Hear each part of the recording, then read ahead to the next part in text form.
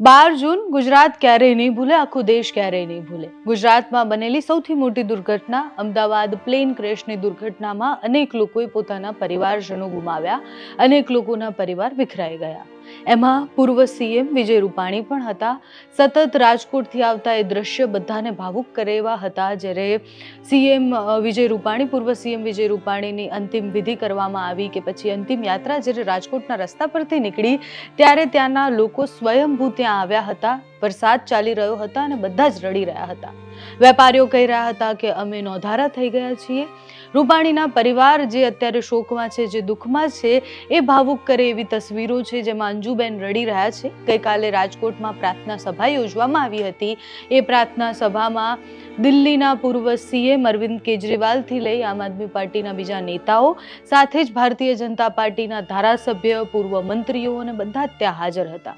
અત્યારના ધારાસભ્ય રીવાબા જાડેજા ત્યાં હાજર હતા, જયરાજસિંહ જાડેજા પણ ત્યાં પહોંચ્યા હતા। અનેક એવા નેતાઓ, અનેક એવા દિગ્ગજ નામો કાલે પ્રાર્થના સભામાં પહોંચ્યા હતા।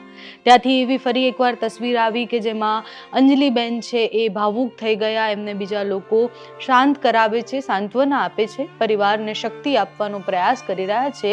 પણ વિજયભાઈ રૂપાણીની ખોટ એમના પરિવાર સિવાય રાજકોટના લોકો પણ ક્યારેય નહીં ભૂલી શકે। હજુ પણ રાજકોટના લોકો, રાજકોટના વેપારીઓ એવું કહે છે કે અમે અમારા માથા ઉપર જે આશરો હતો એ ખોઈ નાખ્યો છે। ગઈકાલે પ્રાર્થના સભાથી જે દ્રશ્ય સામે આવ્યા, જે નેતાઓ ત્યાં આવ્યા હતા, એ લોકો શું કહી રહ્યા છે વિજયભાઈ માટે તે સાંભળો। विजयभाई अपने आप में एक ऐसा व्यक्तित्व था जिन्होंने सबके दिलों पर राज किया था और उसके अंदर में जो जीव दया थी, जो करुणा का भाव था, जब वो सीएम थे तब उन्होंने जीव दया का बहुत सारा पुरस्कार किया था। हमने उनको जीव दया रत्न का अवार्ड दिया था। विजयभाई अपने आप में सबके दिलों को जीत कर आज वो मृत्यु को भी जीत गए हैं। हमारी यही वो भावना है कि राजकारण के अंदर में विजयभाई जैसे व्यक्तित्व ही उभरते रहे और समाज की सेवा करते रहे। ખરેખર વિજયભાઈ માટે જ્યારે બોલવાની વાત આવે ત્યારે વિજયભાઈના નિધનથી હું માનું છું કે વિજયભાઈના પરિવાર પૂરતી આ દુઃખની વાત નથી।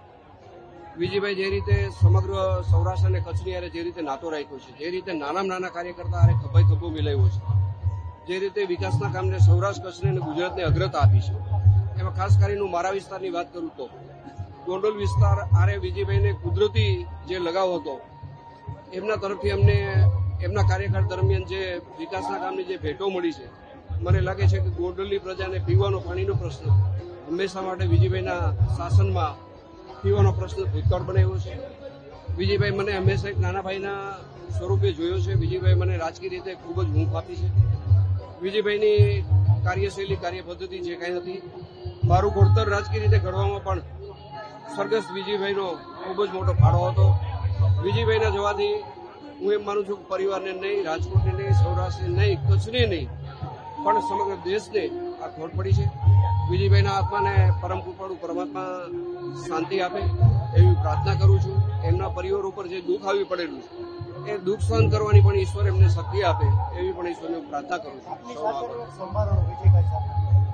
વિજયભાઈના મારી સાથેના સંભાળના તો એક દિવસના છે ભાઈ।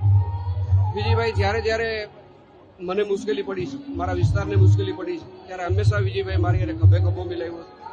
મેં તમને વેરી તળાવની જે વાત કરી, વિસ્તારથી વાત કરવા માંગુ છું। મારા વિસ્તારને પીવાના પાણીનો પ્રશ્ન હંમેશા માટે એક કનડગતવાળો બની ગયો હતો। જે વાત મેં વિજયભાઈના ધ્યાને મૂકી, વિજયભાઈ મને તુરંત એટલે મહિના દિવસની અંદર સૌની યોજનાથી જોડીને વેરી તળાવ જે ભરી દીધું એ મારું મોટું સ્મરણ છે। ગોંડલ માટે મોટી આ ભેટ છે।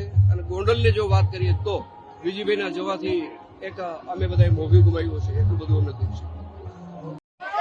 एयर इंडिया की फ्लाइट अभी 3-4 दिन पहले इसका क्रैश हुआ, जिसमें 240 से ज्यादा लोगों की मृत्यु होने की आशंका है। ये एक बेहद खौफनाक एक्सीडेंट था, बेहद दर्दनाक एक्सीडेंट था। इसमें विजय रूपाणी जी भी इसी विमान से यात्रा कर रहे थे और विजय रूपाणी जी भी स्वर्ग सिधार गए इस क्रैश में। विजय रूपाणी जी को बहुत लोग हैं चाहने वाले उनके गुजरात के अंदर, पूरे देश के अंदर, और सबको एक बहुत गहरा धक्का लगा है। अभी मैं श्रद्धांजलि सभा में उनकी आत्मा की शांति की प्रार्थना करने के लिए शामिल हुआ। उनकी धर्मपत्नी, उनके पुत्र और उनके अन्य परिवारजनों से मिला, अपनी संवेदनाएं प्रकट की। मैं भगवान से प्रार्थना करता हूं कि उनकी आत्मा को शांति दे और उनको अपने चरणों में स्थान दे। વિજયભાઈ ગુજરાતના પનોતા પુત્ર અને ખરેખર ગુજરાતના જે મુખ્યમંત્રી ગણાય એમાં જે વિજયભાઈ છે એ ભૂતપૂર્વ નહીં અભૂતપૂર્વ મુખ્યમંત્રી તરીકે અને લોકો વચ્ચેના અને સાહેબ સંવેદનશીલ મુખ્યમંત્રી આજ સુધી કોઈ જોયા હોય તો પહેલી વખતે મેં જોયા છે। મારો ને વિજયભાઈનો રાજકારણ એક સાથેનો છે। અમે RSSના સ્વયંસેવક 40 વર્ષથી સાથે કામ કર્યું છે।